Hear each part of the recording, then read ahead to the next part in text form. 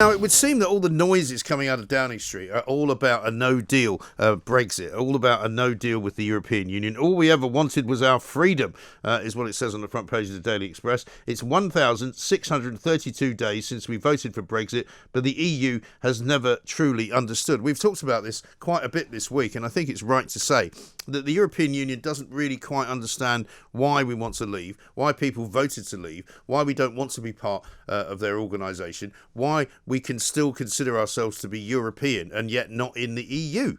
Let's find out from Kate Hoey what she's made of it all. Kate, very good afternoon to you. Welcome. Good afternoon, Mike. Lovely to see you again. Lovely to see you too.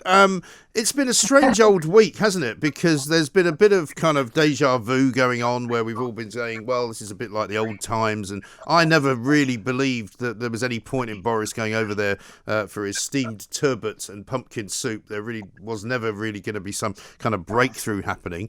They're making a lot of noises about no deal, but what are you hearing?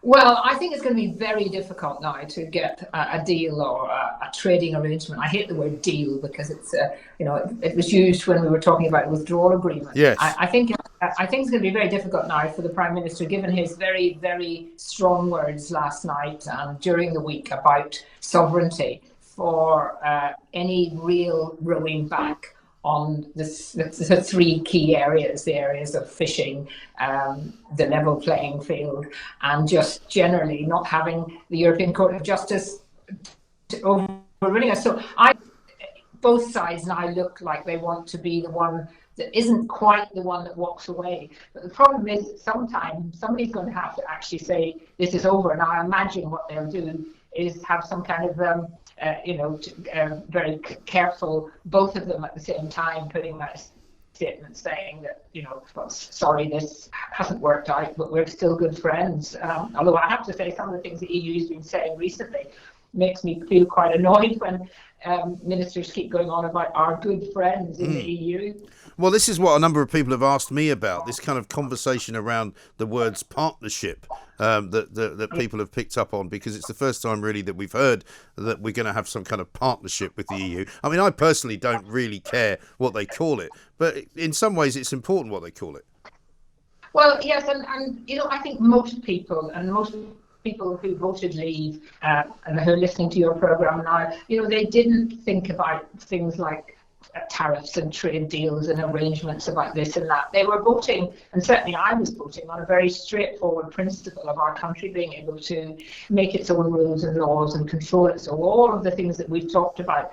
And of course that does mean that there are going to have to be changes. But I do find this terribly negative reporting from some media of what no trading agreement would mean, is making people even more frightened than they need to be, because clearly we're not going to stop selling things and people are not going to stop bringing things in. It's just that, it's almost the idea that if you don't have a trade deal, you can't trade. Yes. Now that's of course not going to happen.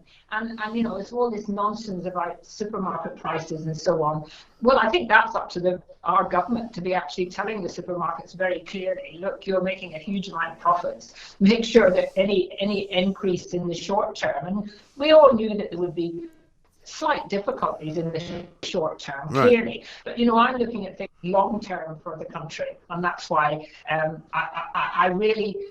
The idea now is that we would end up with some kind of agreement that is allowing the European Union still to have control over any of our doings in our country, other than on chatting and partnershiping on certain issues to do with security and so on. I have no problem with that, provided we cannot be told what we're going to do and dictated. Well, I'm a great fan of analogies, Kate, and I fancy this one, right? It's a bit like moving, going on holiday, finding that the hotel room they've given you isn't very nice and you want another one. The bad news is you're going to have to carry your bag to the new room, but the new room's a lot better than the old room. And I think that's kind of fair enough, isn't it? Yeah, I mean, there's all sorts of very good analogies that come out about it, it's just everyone wants to, not everyone, a lot of people want to make it as difficult as possible. Clearly, those people who, isn't it ironic that all the people who were saying, isn't it dreadful it's going to be terrible if we leave the EU and we'll be absolutely sunk as a country. And yet the EU is so terrified of us being a great country and being able to do so much better that they want to still control how we run our economic situation. And I think people are now just fed up. They want to get it over with. Let's get a stop to this on Sunday night. It would be really quite ridiculous if they say they're going to carry on talking for another few days. Oh, I know, because there doesn't really seem to be any point. I mean, as the Express has pointed out this morning, it's now 1,632 days since the actual decision was taken. And I found it very bizarre yesterday, Kate, when they came out and said, well, obviously, come the 1st of January, if in fact there is no deal, the planes will continue to fly, the cars will continue to pass through the borders. And it's like, well, the only reason that wouldn't happen is if you stopped it happening. So why do you have to say that it will continue to happen? Because you don't really need to do that, do you? Well, it just kind of adds to all of us who felt all along that the EU were so angry that we were leaving, because they were terrified that other countries might think about it too when we are successful. And then the idea that they would still actually keep fishing for another year, just like that. I mean, that is just not acceptable. And I think the vast majority of the public, even those who didn't vote to leave, must now see that when they see what's happening within the European Union, that we're much, much better off leaving. Oh, absolutely right. And I mean, in the post-COVID kind of atmosphere and economies that we're all going to be inheriting and we're trying to recover, I mean, I think it's a far better position to be in, not to be attached to the EU, where they would no doubt be asking for the old begging bowl to be filled up every 2 seconds, because, we've got to help out some country far and away that isn't doing as well as we are. Yeah, they will miss our money enormously, and I think that's part of the problem with the EU. They know that we have been paying almost more than many other countries. I think we're the second highest contributor apart from Germany, and that can't go on. And certainly when we look at how they sorted out the money for COVID and trying to make each country pay, I'm very glad that we're not part of it. I think we need to remind people now that we're actually not in the European Union. And what this is about is a trading arrangement. But, the world will carry on trading, whatever happens on January the 1st between us and the European Union. No, exactly right. And what are you making of the way that the kind of internal markets bill is being sort of shunted backwards and forwards? Because obviously it went to the House of Lords, certain things were taken out of it. The government said they were going to put them back in. Now they're saying they might not put them back in. I think people are probably incredibly bored by this whole conversation. But what is actually going on with that?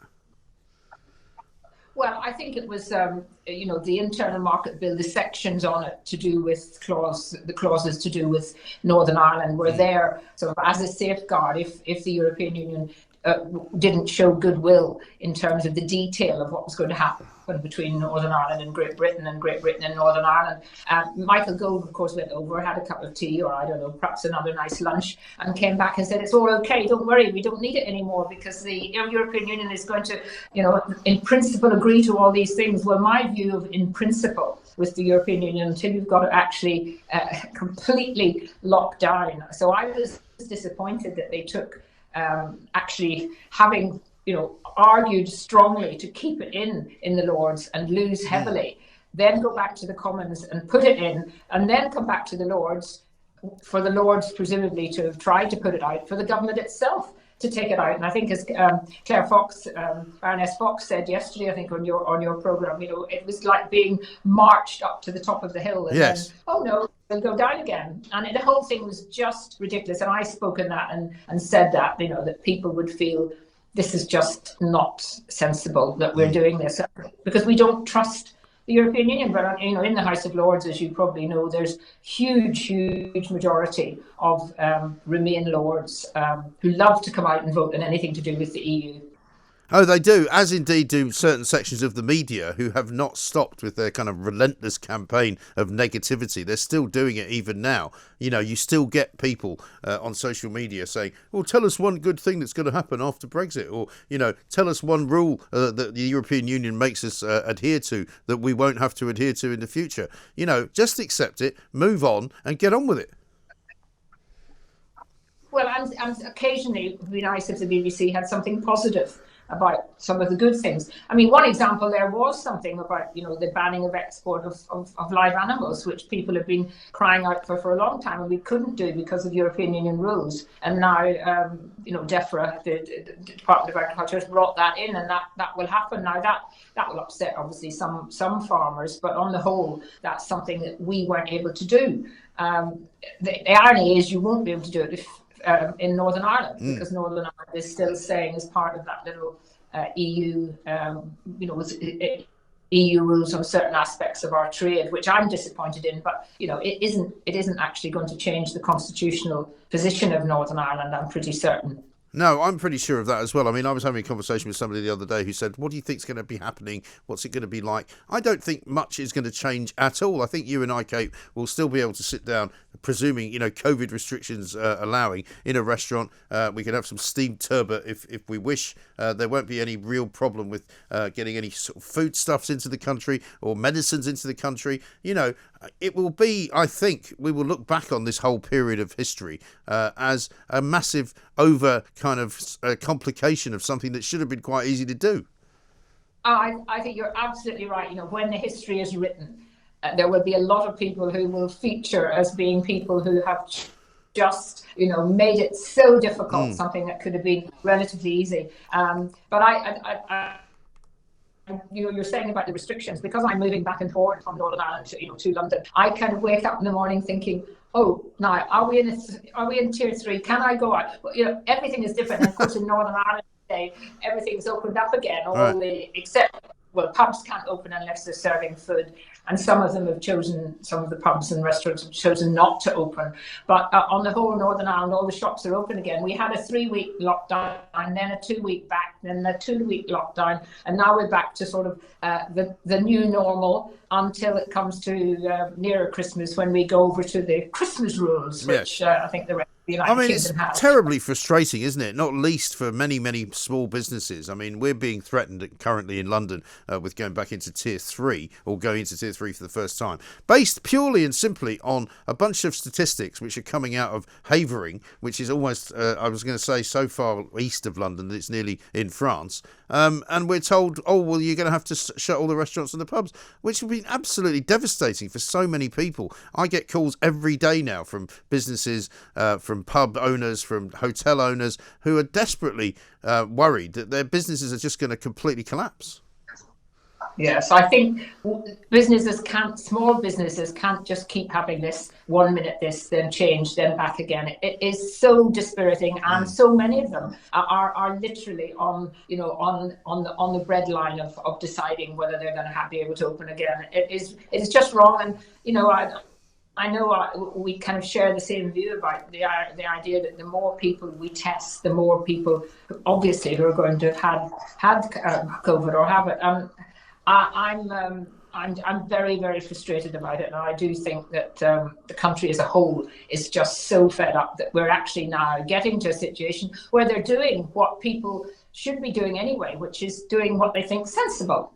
And looking after themselves and looking after their friends without having to be dictated to about every single thing you do. Yes, quite right. I mean, that was always going to be the kind of slight dichotomy, I suppose, for those of us watching things as they've been unfolding this week from Sky News, where, Kay Burley and Beth Rigby have now been suspended from their jobs for 3 months and 6 months, respectively, because part of me thinks, what it was that they did was not the worst thing in the world. However, they're in positions of some privilege, and they have been particularly hard line about people like Dominic Cummings and others. And so I think it's probably right that what's happened to them has happened. Yes, I mean, I think there it's the hypocrisy really of both of them in a way, and who've given people who've come onto their program, if they were lucky enough to get asked any kind of came on with any criticism of what was happening, treated them as if they were some kind of you just want people to die attitude. Right. And so I think there'll be a lot of people who won't necessarily be upset that they're not going to see two of those particular Sky people on television. I just wonder, are they still getting paid while they stay at home for the next 3 months? Well, I mean, I'm less concerned about that really, since they're not working for the BBC. If they were working for the BBC, I would be a bit more concerned about whether they're spending my money and travelling around the world and having a lovely time. But I mean, what's happening as far as the Irish situation goes in terms of Dublin? Because they're kind of between a rock and a hard place at the moment, it seems to me, because it looks like the EU's kind of thrown them under the bus and just gone, well, we'll deal with you later. Yeah, I think, it doesn't get much publicity, but there is a growing number of people in the Republic of Ireland who are thinking that perhaps just as they joined the European Union after the European Community when the United Kingdom did, that they should be thinking that longer term they will want to leave as well, because their links with the UK are so much greater than their links in terms of trade with the EU and all of that. We're such closely knit. We've got the common travel area. You can be British and Irish. You can vote in England if you're Irish. All of these things. It just doesn't long term make sense for the Republic of Ireland to be on that sort of extreme end of the European Union and still be part of it. I think they've been used. I think the European Union has used the Irish in many ways, and the Irish have used the issue of, as I've said before, the border to get some things that they wanted. But long term, they'll be, as you say, put under a bus if it suits the European Union. Well, that's right. I mean, I remember reading a story about a month or so ago saying that there was a threat to Ireland that they could lose their ability to export Irish sort of meat products to England, which is their biggest market. And so they're suddenly going, well, hang on a minute, we don't want this to happen. Yes, I think there's a lot of businesses and traders in the Republic of Ireland who over the next week or so will be beginning to perhaps realise that this is going to affect them more than it's actually in the end going to affect perhaps Northern Ireland or indeed certainly the United Kingdom. But time will tell, and as you say, I just think most people will wake up on January the 1st and won't see a huge amount of difference, any difference at all in terms of what's happening to them. And for those businesses that are worried and affected, there will be support and help, I presume, from government to get through it. But for me, it's important. I mean, it will be a very important day, January the 1st, because although we've left, the transition period has meant that we haven't had any real differences. So it's going to be a nice New Year's Eve. I think so, yeah, despite the fact, as I said to my son the other day, we'll be waiting up till midnight but for nothing to happen, because there are not any fireworks going on, thanks to Sadiq Khan. But finally, Kate, what about the future for the EU once we do leave? Because I think once it sinks in to a lot of other countries that the biggest, or one of the biggest countries in Europe has just decided to opt out of it, I think that's bad news for the future of the EU, isn't it? Well, I think they are bound to be worried about that, particularly as we're seeing some of the Eastern European countries like Hungary and Poland and all flex their muscles a great deal more and not be prepared to put up with some of the Commission's decisions. I mean, it really does show just how undemocratic the Commission is, that countries can be overruled. We saw what happened to Greece a few years ago. So I think it could be just that catalyst, us leaving, that really does make a lot of other countries begin to realise, especially when we start doing well, very well, as we will do. I'm absolutely confident that our country will, we've got all that entrepreneurs and we've got the technology, we've got people who really want to make things happen. And when that all happens, I think there'll be a lot of people in other countries saying, hang on, maybe we should do the same. But I hope it's a lot easier for them than it is for us to leave. Absolutely right. Listen, Kate, great to talk to you. Have a great Christmas if we don't speak before that happens. And we'll speak to you in the new year when we are free from these particular binds and the particular ties that we have to the European Union, which will be great, actually. I don't think you should in any way worry about whether that will be a bad thing, because it will not be a bad thing. Trust me.